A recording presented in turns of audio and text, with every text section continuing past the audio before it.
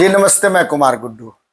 मैं आपसे विक्रम के ट्रामा सेंटर के मुद्दे पे बात करना चाहता हूं और आपको कुछ विषयों पे अवलोकन कराना चाहता हूं। कल से परसों से मैं देख रहा हूं कि एक सोशल मीडिया पे टेंडर निकलने की प्रक्रिया के बारे में, और वो भी रेखांकित किया गया है कि अगले 12 महीने में बन के तैयार हो जाएगी। और यह सिलसिला कब से शुरू हुआ, वहां से मैं आपको थोड़ा सा याद दिलाना चाहता हूं। अक्टूबर के शायद महीने में सम्राट चौधरी जी विक्रम आए और उन्होंने विक्रम में ट्रामा सेंटर के उद्घाटन की बात कही। फिर बाद में बात आया कि नहीं, शिलान्यास की बात कहे थे। तब लोगों को समझ में आया कि वो अब ये जो ट्रामा सेंटर पहले से 20 साल से जो बना हुआ था, जिसमें बहुत से उपकरण आए हुए थे, वो अब नहीं चालू होके अब दूसरे जगह पे इसको नया बिल्डिंग दिया जाएगा और नए सिरे से इसको बनाया जाएगा। तो इसमें सोचने वाली बात यह है कि जब इतने लंबे वर्षों तक इसका इंतजार रहा, तो सम्राट चौधरी जी के कहने से, मतलब कि बिहार के उप मुख्यमंत्री के कहने से ये बातें अब शुरू हो गई है। तो ये बातें खत्म हो गई कि यूपीए की सरकार ने जो 2005 में जो भाजपा और एनडीए की जो सरकार बनी नीतीश कुमार की, तो उन्होंने 13 बार लगभग 10 सालों तक बिहार की जनता को ये बात कह के गुमराह करते रहे कि यूपीए की सरकार इसको चालू नहीं होने दे रही है क्योंकि ये केंद्रीय नेतृत्व का सरकार का मामला है।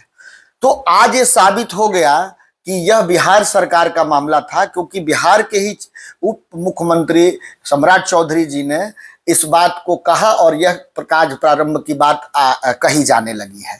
तो एक तो बात जरूर सोचने वाली है कि इतने वर्षों तक बिहार में एनडीए की सरकार थी और डबल इंजन की जहां तक बात होती है, वो भी लगभग 7 साल सरकार में वो लोग रहे हैं। तो आज ऐसा क्या हो गया कि उनको विक्रम के ट्रामा सेंटर पे की सुधि लेने की बात याद आ गई? तो इसको आप राजनीति के उस घटनाक्रम से जब जोड़ के देखेंगे तो समझ में आना शुरू हो जाएगा। 2024 के लोकसभा के इलेक्शन में विक्रम विधानसभा से भाजपा को 5000 से आरजेडी के कैंडिडेट ने यहां लीड ले लिया। यह पहली बार हुआ। मतलब कि जो भाजपा के वोटर थे, उन्होंने इस बार बहुत संख्या में या तो मतदान तक गए नहीं, या फिर गए तो उन्होंने अपना रोष भारतीय जनता पार्टी की सरकार पे निकाली। और ट्रामा सेंटर वाले मुद्दे को भी थोड़ा सा कंसर्न था, क्योंकि हमारे दीपक जी और बहुत लोग ऐसे, सैकड़ों लोग ऐसे विक्रम की जनता थे जो इस बात के लिए आंदोलन रत रहे और जनता की आवाज बन के वो नक्कार काने की तूती में अपनी आवाज लगाते रहे, सरकार तक अपनी बात को पहुंचाते रहे। ये 2025 में फिर इलेक्शन है, तो उन्होंने यह मंथन किया कि विक्रम में ट्रामा सेंटर वाले मामले को लेके बहुत लोगों में गुस्सा है, रोष है, तो इसको फिर से नए कलेवर में ढाल के लोगों के पास प्रस्तुत किया गया। उसी प्रस्तुतिकरण के क्रम में कभी विक्रम के सीओ साहब नहर विभाग की जमीन को नापी करवा के दूसरे डिपार्टमेंट को ट्रांसफर कराने की बात कह गए। ये प्रक्रिया 2-3 महीने में ये चलता रहा।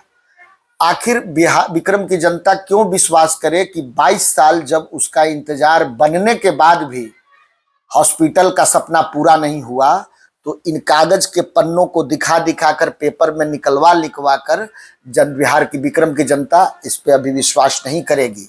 जैसे आप अपने बेटे बेटी को भी बहुत बार कभी किसी बात के लिए वो आश्वासन देते रहते हैं, और जब आश्वासन पूरा नहीं होता है तो एक लंबे अंतराल के बाद वही बेटा बेटी जब आप फिर आश्वासन देते हैं तो कहते हैं कि पापा काम हो जाएगा तो कहिएगा, उसके पहले कहने की जरूरत नहीं है, हो जाएगा तो हम लोग समझ जाएंगे।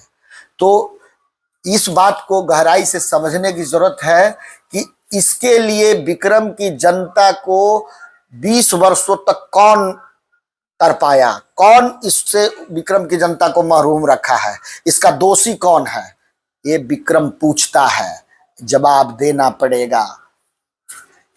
जी धन्यवाद। आप लोग भी अपनी राय और कमेंट जरूर इस पे भेजें। विक्रम की जनता का यह अधिकार है कि उसे 1.5 लाख की आबादी पे एक अच्छा हॉस्पिटल चाहिए, बिहार सरकार उसको दे, सिर्फ कागज पे नहीं दे, उसको जितनी जल्दी धरातल पे उतारे उतनी जल्दी उनको माफ करेंगे विक्रम की जनता, नहीं तो 20 सालों तक मरहूम रखने वाले को विक्रम की जनता माफ नहीं करेगी। चलिए, धन्यवाद, नमस्ते।